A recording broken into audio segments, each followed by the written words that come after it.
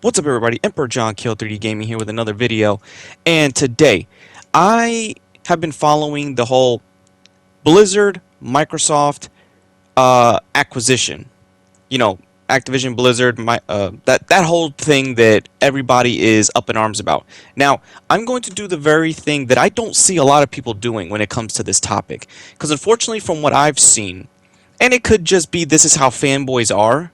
And unfortunately, fanboys don't listen to anything besides, trust me, bro. Here, I'm going to do something that is different. What I'm going to do, I'm going to look at both sides of the spectrum on this. The good and the bad. Because there is a lot of good that can come from this. But there is an equal amount of bad. Now, everybody is entitled to how they feel about this opinion. But that's what talking with other gamers and talking with people about this that are in this field could understand. And if it's something they might not understand, it's cool. You can comment below if I'm right, wrong, or if you just want to discuss it. Hey, I'm all for that too. We all have our own opinion, and it's not a matter of what's the right or wrong opinion. It's just a matter of how you explain your opinion and if it's justified. Now, I don't know where to start with this, whether it be the good or the bad, because I don't want to sound like I'm leaning on either, because I'm in the middle on this. Let me establish what I mean I'm in the middle on this.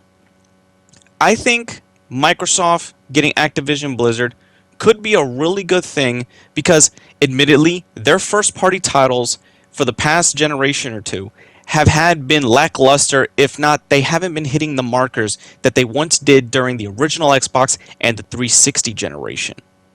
Because admittedly, everyone can admit this, 360 was ahead of Sony. Like, Microsoft was ahead of Sony with 360 until Sony did a big turnaround. And then with the PS4, you know, it's factually known they dominated the market, and it's been seen.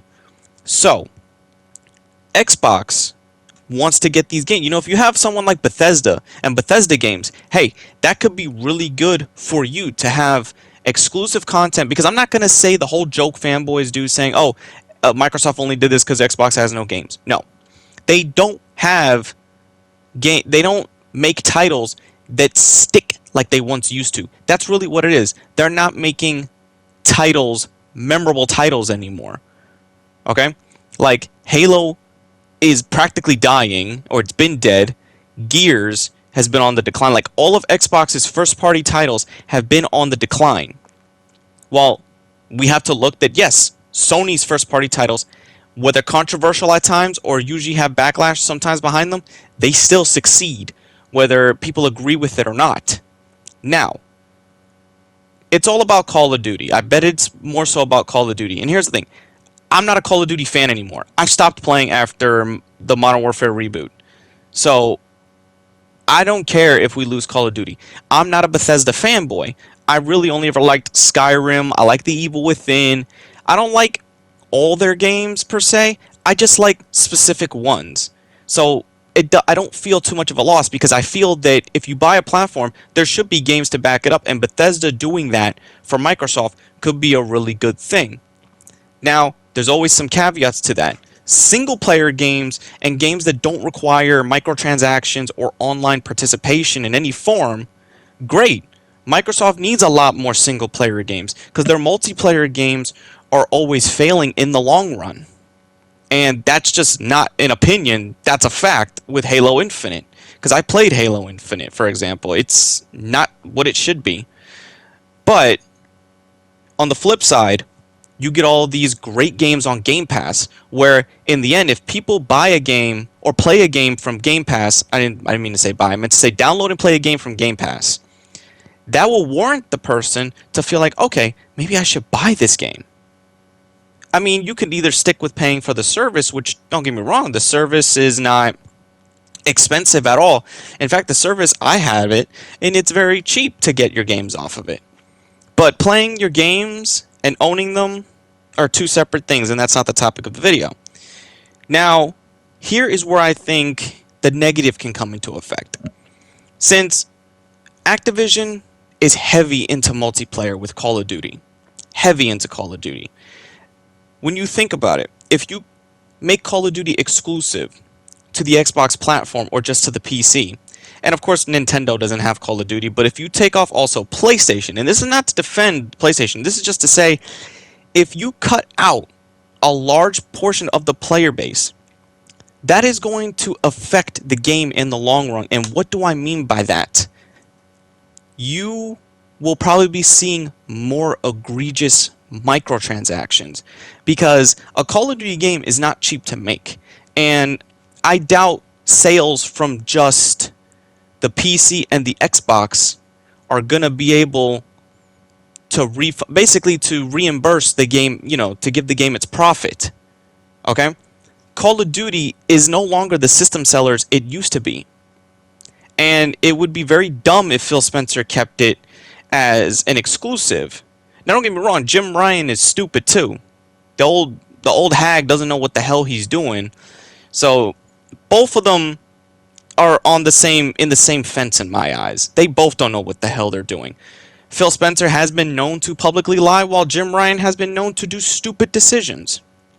It's 50-50 either way. But if a Call of Duty game comes out for like $70 and whatever high editions they have for the 90 and 20, even for like the $90 and 120, even if it's exclusive to those two, Steam sales and just Microsoft sales alone will not be able to accumulate what went into the game's production. So the bad part that I see is that any multiplayer game done by Activision-Blizzard, they will have to fully take advantage of the player base and increase microtransactions and make the microtransactions worse. See, I think this Activision-Blizzard deal, doing that, would hurt some of what they're going to do in the long run. Now, what it also will force Sony to bring back their old first-party exclusive that they seem to forget about. See, that's another positive that I look into this situation about it. It will force Sony to bring back Killzone. It could force them to bring back, Resistance. It can force them to bring back games that they thought they didn't need, but people have been asking for years. That's one of the reasons why the deal should go through.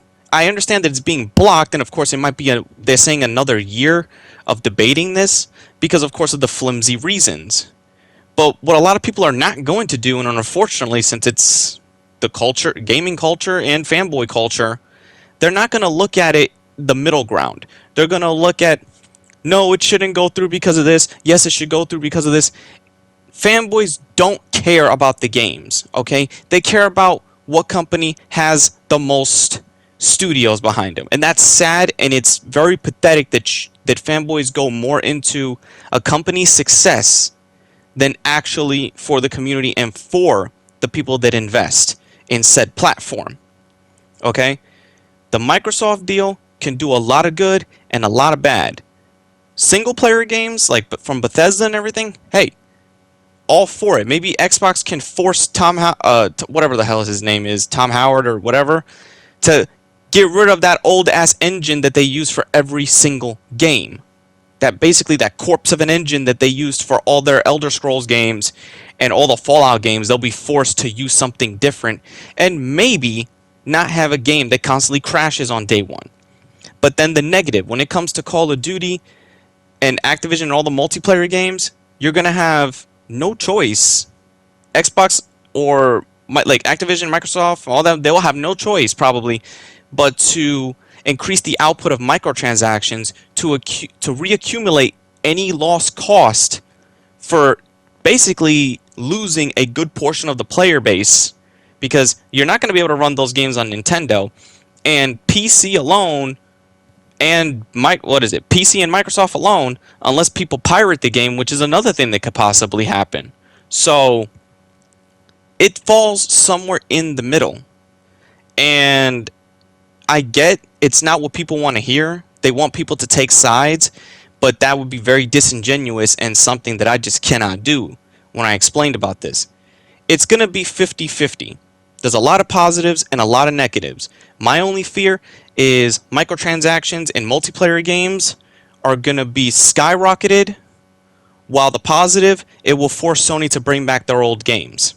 Anyway, that's all I got to say. This is Emperor John, Kill 30 Gamer. Be sure to like, subscribe, favorite, and stay tuned for future Jedi Survivor content.